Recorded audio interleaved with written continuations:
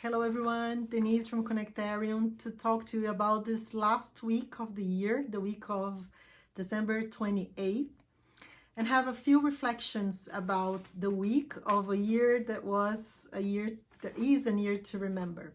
So we had an opportunity to really challenge ourselves and see what really matters, or at least question ourselves of what really matters in life. And now we have an opportunity of a big change with the conjunction of Jupiter and Saturn in Aquarius, which is changing the way we see society from a more traditional way when it was in Capricorn to a much more innovative, democratic way, more freedom, more authentic way in Aquarius.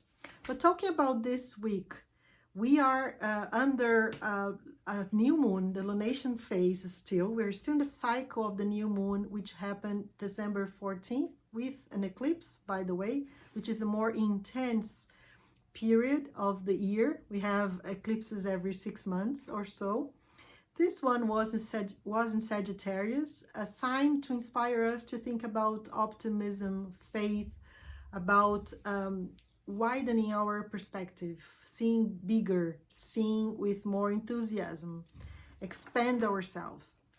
On the 21st of December, we entered the crescent moon, which is the moon we are still on until the 29th or 30th of December, depending on where you are on the planet, which is going to happen the full moon. But for now, we are still in the crescent moon, which is the moon for us to expand. It happened in Aries, which is a sign of courage, of being brave to really face things and start new things, being more impulsive towards action in Aries. This week is starting with a very important aspect with Uranus in the sky. So we have, by the way, just before I forget, we are under the Capricorn season because the sun is in Capricorn, which is a sign for 30 days. We have this opportunity from the 21st until the 21st approximately of January. We have the opportunity to be under this sign which talks about structure, reality, a sense of reality, a sense of what is concrete in life. And we are starting the week with Uranus giving us an opportunity of freedom, of awakening. This is the best aspect that we have in astrology, which is the aspect of 120 degrees in the sky between the two of them, the sun in Capricorn and Uranus in Taurus, both an earth sign. They are talking about giving us the freedom to be who we are, to experiment new ways of thinking. Uranus is surprising. It surprises us because it gives us the opposite of what we are facing. It teaches us by contrast. But it's the creativity, innovation, seeing things from a completely different perspective. So we're being given this opportunity in the beginning of the week with a very auspicious way of feeling this freedom of Uranus in the sky. In the middle of the week, we have the full moon. The full moon is happening at 8 degrees of Cancer. So it's very important full moon because first, full moons are all about the peak season of the month. It's already emotional. But being Cancer, this sign of rulership, because the moon rules Cancer, it is even more emotional. And Cancer is the sign of the family, of intimacy, of our domestic life, our interior life, looking within. And this is a sign that was really touched, let's say, for the last important aspects, especially in 2020, because the big concentration of planets in Capricorn opposes Cancer. So it was a sign that brought to us this sense of family, the sense of what it is that matters, of intimacy, of rethinking everything about our domestic life. Because of the pandemic, we were brought back home, let's say. So this full moon is going to be in Cancer, and it's going to bring up those aspects of family and intimacy back to us this week. So we can expect a more emotional, let's say, full moon. But one aspect that I would like to call attention, I think it's very important, is about Venus, relationships, the way we value things. Venus is in Sagittarius right now, which is a sign that values the expansion, values opening up our perspective, encourage faith, seeing with optimism life. That's very good. So far, so good. The thing about Venus this week is it conjuncts, it's a tense aspect with Neptune.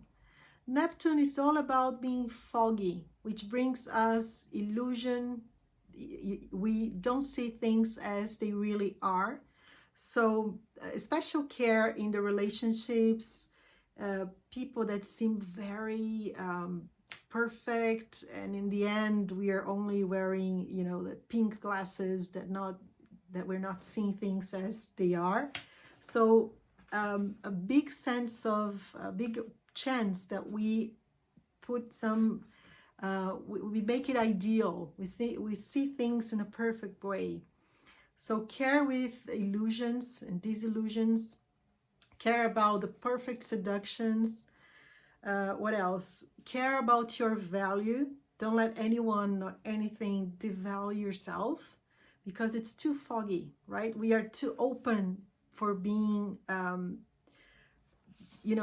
for believing too much in what's not meant to be believed in, So a special care with that. And Venus also makes a conjunction with the South Node in astrology, which is a reminder to us that we might need to really look some aspects of our way of being in a relationship that we are bringing from long ago and needs to be reviewed and maybe being eliminated. Things that are not working, and you see in your pattern that you use on and on again in relationships that needs to be seen, bring back to your attention. So both aspects. So you're able to maybe be more contact with what needs to be eliminated, but with illusion. So be careful about that. And Neptune, in a good way of using this planet, is about being the spiritual, being united with people, compassion. Find a way to elevate yourself, elevate your vibration, so you don't fall into these mistakes of being brought to illusion and not seeing things the way they are. So it's a very important aspect, and because it's in the chart of the full moon, this chart of the full moon tends to last for about 15 days. So it's a very important point that we need to take attention during this week. Anyway, so